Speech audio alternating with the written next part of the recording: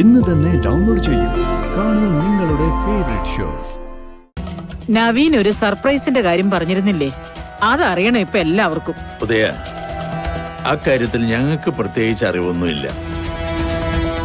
Surprise എന്താണെന്ന് അവനെ അറിയൂ. ഇനി സുമിത്ര സിത്താരെ കാണാൻ പോയപ്പോ അവളോട് പറഞ്ഞു വിട്ടിട്ടുണ്ടോന്ന് എനിക്കറിയില്ല. എന്തിനാ ഏട്ടാ ഞങ്ങൾ ഇങ്ങനെ പറ്റിക്കുന്നത്? ഞങ്ങളെ മൂന്നുപേരെയും ഓരോരത്തങ്ങ് നിർത്തിയിട്ട് എല്ലാ തീരുമാനങ്ങളും നിങ്ങൾ എടുക്കുന്നുണ്ടെന്നൊക്കെ ഞങ്ങൾക്കറിയാം. അപ്പൊ പിന്നെ പറഞ്ഞിട്ട് പ്രയോജനമൊന്നുമില്ല.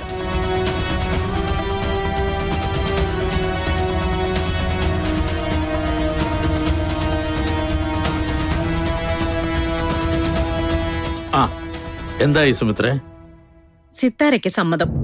നവീൻ പറഞ്ഞതുപോലെ ഫാക്ടറിയുടെ സ്വിച്ച് ഓൺ ദിവസം തന്നെ തീയതി തീരുമാനിക്കാം. ഫാക്ടറിയുടെ സ്വിച്ച് ഓണോ? ഏത് ഫാക്ടറിയുടെ? കളരിക്കൽ ഗ്രൂപ്പ് ഒരു ഫാക്ടറി കൂടി തുടങ്ങുന്നുണ്ടല്ലോ. അത് ഗാഥയുടെയും നവീന്റെയും പേരിലാ രജിസ്റ്റർ ചെയ്തിരിക്കുന്നത്. അത് ഉദ്ഘാടനം ചെയ്യുന്നത് ഗാഥയാ. അപ്പൊ അതാണ് സർപ്രൈസ്. അത് ഗംഭീരമല്ലോ. വന്നു കയറാൻ പോകുന്ന പെൺകുട്ടിക്ക് വേണ്ടി ഇപ്പോഴേ ഇങ്ങനെ ഒരു കരുതലെടുക്കുന്ന ആൺകുട്ടികൾ വളരെ കുറവാ.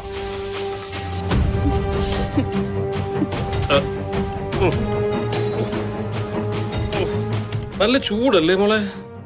ഇതെന്തായാലും കൊള്ളാം. പോയി പോയി കുടുംബത്ത് ഒരു ഫാക്ടറി ഉണ്ടോന്നത് പോലും ഞങ്ങൾ അറിയുന്നില്ല എന്ന അവസ്ഥയായി. ഇതിനു മുമ്പ് കളരിക്കൽ ഗ്രൂപ്പിന്റെ ബിസിനസ് സ്ഥാപനങ്ങൾ അമ്മയുടെ തീരുമാനപ്രകാരം സ്റ്റാർട്ട് ചെയ്തിട്ടുണ്ടോ? ഇല്ലല്ലോ. കമ്പനി കാര്യങ്ങൾ തീരുമാനിക്കുന്നത് ഞാനാ.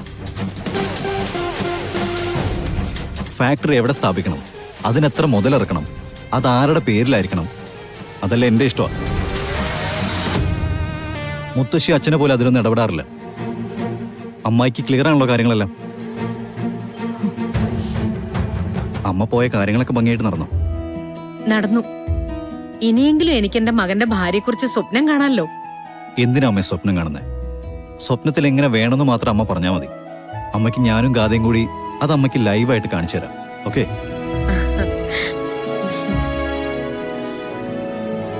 നവീനെ, ഞാൻ പറഞ്ഞ കാര്യം മറക്കണ്ട. നാഗക്ഷേത്രത്തിലെ. ഓക്കെ മുത്തശ്ശി. ഫാക്ടറിയുടെ ഉദ്ഘാടനം കഴിയുന്നു. അത് കഴിഞ്ഞ് നമ്മൾ എല്ലാവരും കൂടി നാഗക്ഷേത്രത്തിലേക്ക് പോകുന്നു. അവിടെ വെച്ച് മാത്രം തീയതി അനൗൺസ് ചെയ്യുന്നു. ഓക്കെ അല്ലേ? പിന്നെ അമ്മായി, ഈ ഫാക്ടറിയുടെ പരിപാടി കഴിഞ്ഞിട്ടേ ഞാനൊരു ടൂറിസം പ്രൊജക്ട് പ്ലാൻ ചെയ്യുന്നുണ്ട്. അമ്മായി ഒന്ന് കൂടെ ഇരിക്കണം.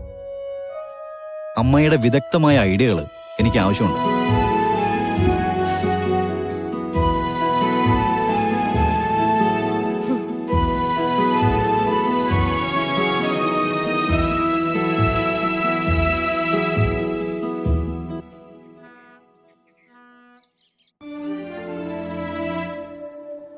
ഇന്നലെ രാത്രി അമ്മ ശരിക്കും ഉറങ്ങിയിട്ടില്ല.